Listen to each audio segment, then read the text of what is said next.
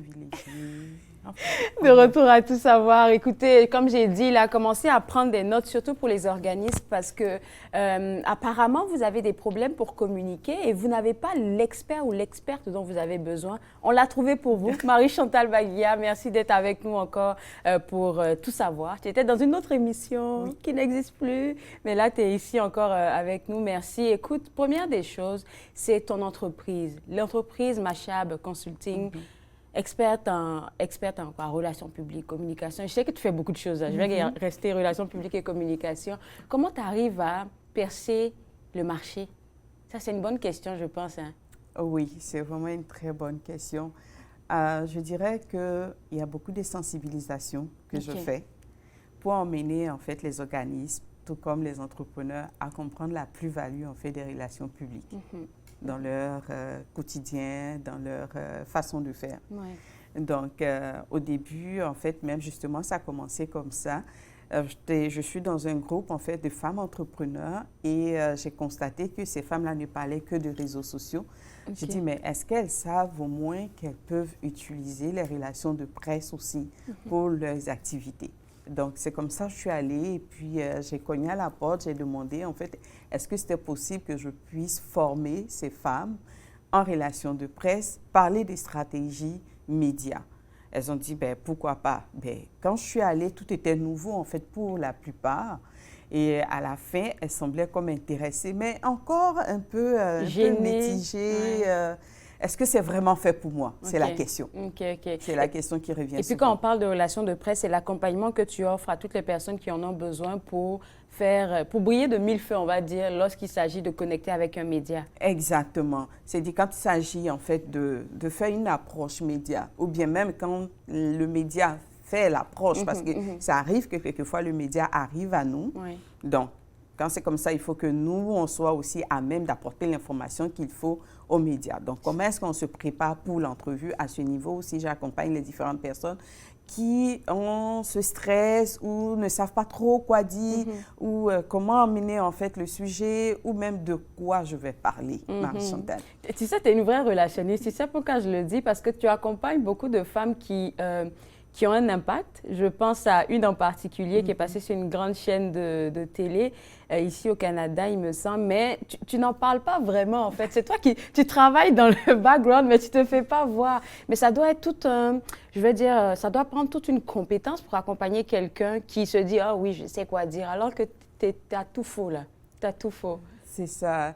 Ben, en fait, c'est de vraiment comprendre le besoin de la personne et puis pouvoir l'assister dans tout ce qu'il a à faire. Souvent aussi, je vais briser aussi des blocages. Hein. Comme je le disais tantôt, il y en a qui me disent « Non, Marie-Chantal, quand je parle de relations de presse ou relations médias, ils me disent « Ben, tu sais, c'est pour les privilégiés, cette affaire-là de médias, là, passer à la télé, à la radio. » Tu sens qu'il y a beaucoup de blocages. Et même quand tu parles d'accompagner des personnes, j'ai eu même accompagné des personnes, même en Côte d'Ivoire, pour des entrevues, même à distance. Je le fais pour d'autres qui sont... Il y a eu la Côte d'Ivoire, il y a eu le Togo, il y a eu le Tchad également. Donc, c'est vraiment, je suis ouverte à tout, mais c'est beaucoup de blocages qu'il faut aller comme casser, briser. Et puis, quelquefois, il y en a même parce qu'elles ont tellement peur, même qu'elles refusent même carrément l'entrevue. Ouf, ça là. Pourtant, on sait en ce moment, c'est vrai, comme tu le disais, c'est bien beau les médias sociaux, mais passer à la télé ou passer à une émission, ça donne un tout petit peu de crédibilité à ton travail. Et puis, les gens ont tendance à l'oublier avec les réseaux sociaux, ça va. Alors que non, ça ne va pas. Non, et j'aime bien en fait ce point-là. Souvent, j'aime dire aux gens, souvent on entend parler de code de crédit en banque. J'ai dit, viens augmenter ta cote de notoriété. Bien dit, bien dit. Augmenter ta cote de notoriété, effectivement, avec les médias, parce que veut pas, ça change le regard en fait de ceux qui nous accompagnent. Oh, elle est passée à la télé. Oh, elle est passée à la radio. Oh, on parle d'elle en fait dans un journal. Et veut pas, les gens se disent, son affaire est sérieuse. Son affaire, c'est... Si un média allait jusqu'à la contacter, c'est qu'il y a du bon là-dedans. Donc, du coup, ça change le regard des personnes qui sont autour de vous par rapport à votre activité, par rapport à l'organisme. Qu'est-ce que vous êtes en train de faire? Parce que quelquefois, des gens se posent des questions par rapport Qu'est-ce que tu fais? Qu'est-ce que tu fais? Puis qu'est-ce que ça apporte en fait. Je suis très d'accord avec toi, mais ça, il y a le volet accompagnement personnel que tu fais, c'est dont on est en train de parler en ce moment. Mais je me rappelle une des conversations qu'on a eues qui m'avait bien fait rire. Tu parlais aussi du bon ciblage. C'est comme, tu peux pas être quelqu'un qui, je sais pas moi, qui vend des produits alimentaires. Tu vas contacter, je sais pas, une radio. J'avais pris l'exemple de journaliste sportif. C'est ça, exactement. Il faudrait que, je pense que tu devrais même sensibiliser encore les gens sur ça, sur le média à choisir. Exactement. Non seulement le média a choisi, l'animateur ou le journaliste a choisi, parce que quand on choisit le média à l'intérieur, il y a l'émission qui peut être en lien avec ce qu'on fait, ou bien même le journaliste ou l'animateur ou le segment en fait d'une émission qui correspond en fait à qu'est-ce qu'on veut donner, offrir, qui est en lien en fait avec l'intérêt du journaliste, de l'émission ou du média. On ne va pas comme ça taper à toutes les portes ou même appeler tous les journalistes parce qu'on veut forcément passer à la télé. Ça, c'est un autre point. Ça, c'est un autre... C'est l'autre réveil. Ceux qui comprennent, quelquefois... Et qui sont de gauche. Exactement. Ils vont taper à toutes les portes. Ils vont taper... tu perds de ta crédibilité. Exactement. En fait. Ils vont voir tous les journalistes et tout ça.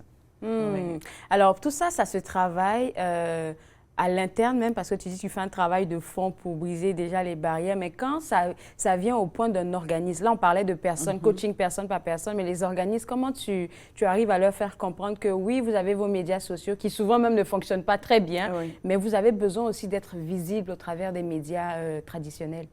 Déjà, les organismes, il m'est arrivé même de former carrément une équipe, en fait, même d'un organisme, y compris la directrice et les différentes personnes, les membres de son équipe, pour d'abord même leur présenter c'est quoi le milieu, comment est-ce qu'il fonctionne et comment est-ce qu'ils peuvent utiliser, en fait, ces médias-là pour leurs activités.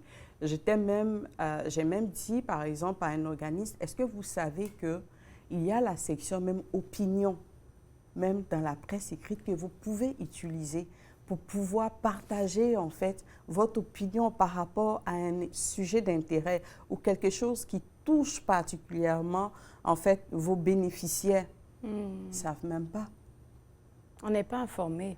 Ils ne savent même pas. Tout ça existe. Tout ça est disponible. Il y a même au sein des médias des chroniqueurs qui sont là pour vous, en fonction des thématiques. Il y en a qui vont aborder la thématique, par exemple, de l'éducation, des loisirs, culturels. Vous pouvez les approcher, toutes ces personnes. Donc, quand c'est comme ça, quelquefois, je suis obligée d'aller jusqu'à ce niveau, c'est dit, former autant la direction que l'équipe pour que si la direction, la directrice n'est pas disponible, au moins il y a un membre de son équipe qui est disponible quand il y a une demande d'entrevue qui est faite. Il faut que tout le monde soit préparé. Exactement. Parce que généralement, tu sais, dans les organismes, ce n'est pas de grosses équipes. Hein. Oui, c'est vraiment ça. C'est vrai qu'il existe des organismes qui sont beaucoup plus grosses, mais dans la majorité, elles ne sont pas si grosses que ça. Donc, quand il y a 3-4 personnes, je les prends ensemble et puis je partage l'information, je les sensibilise en fait à l'importance même que ces organismes-là ont à utiliser. Parce qu'une fois, j'avais trouvé une de tes publications intéressantes, tu disais, on veut connaître votre histoire. Oui. Et ça m'a parlé. J'ai dit, c'est exactement ça qu'on veut à vous, les organismes. Et puis même les personnes qui viennent, c'est ça. Pour moi, c'est important. Là, on parle, là, je suis tellement tranquille parce que je sais qu'on est en train de parler âme à âme. Tu parles, tu me racontes l'histoire de tes clients, tu me racontes l'histoire de ton entreprise et je comprends exactement où tu veux aller en lieu et place de passer à une émission et de juste donner de l'information. Je fais ça. Je pense que comme ça, là, on n'arrive pas à attraper du monde avec ça. Je te garde avec moi, on va prendre une pause et on va rentrer en détail dans les services que tu offres juste après. Vous regardez l'émission Tout savoir.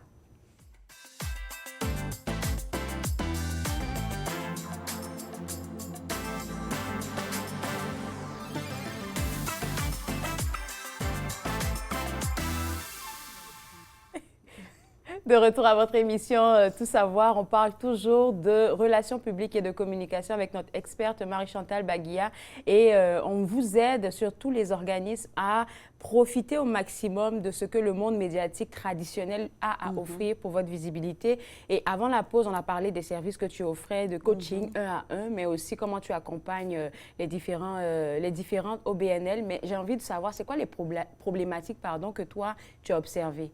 Il y en a tellement. Il y en a tellement, les problématiques. Ça n'a même pas l'air, en plus. Il y en a tellement.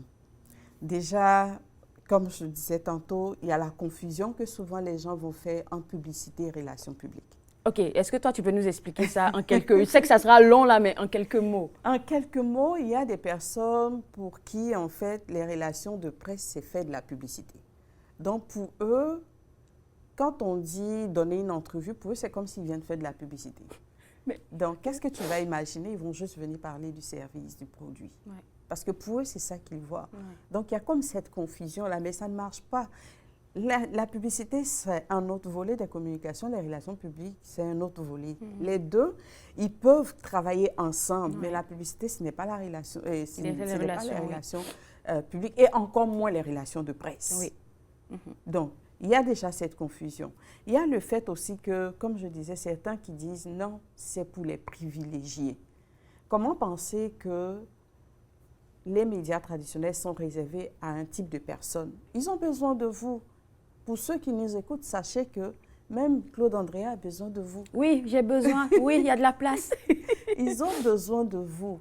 Donc, vous avez tout intérêt, en fait, à les approcher et à venir parler, en fait, de qu'est-ce qui se passe à l'intérieur, c'est-à-dire qu'est-ce que vous faites exactement. Racontez votre histoire pour que les gens apprennent, en fait, à vous connaître. C'est ça, ouais. Même au-delà de ça, on a aussi le fait que il arrive que souvent, ces personnes-là n'ont pas nécessairement les personnes qu'il leur faut, c'est-à-dire l'équipe compétente qu'il faut pour les accompagner dans ce domaine. Et quand c'est comme ça, qu'est-ce qu'ils vont faire? Ils vont aller comme à petits pas, comme ils peuvent et comme ils veulent. OK. Il n'y a pas de structure dans la manière de fonctionner. Il n'y a pas de structure. Et même encore, non seulement il n'y a pas de structure, ou bien même quand ils décident même d'aborder, d'essayer même d'aller vers les relations de presse, ben, ils décident d'aller d'eux-mêmes et de faire comme ils pensent. Tu comprends? Alors que ça ne marche pas comme ça. Donc, je pourrais aborder tellement de... Mais comment tu arrives à les convaincre? Parce qu'il y en a qui sont ils sont tellement pas ouverts, ils sont toujours dans leur manière de fonctionner. Et puis, je n'ai rien sincèrement contre les infolettres. C'est sûr que ça fait partie de la pratique de communication que tout organisme doit avoir. Mais en dehors de ça, une infolettre ne va pas suffire à vous faire connaître, surtout avec nos médias en ce moment, réseaux sociaux, médias traditionnels et autres. En fait, il faut pouvoir planifier toute sa communication. Il faudra mettre en place une planification, travailler sur une stratégie, en fait, pour pouvoir planifier nos différentes actions de communication.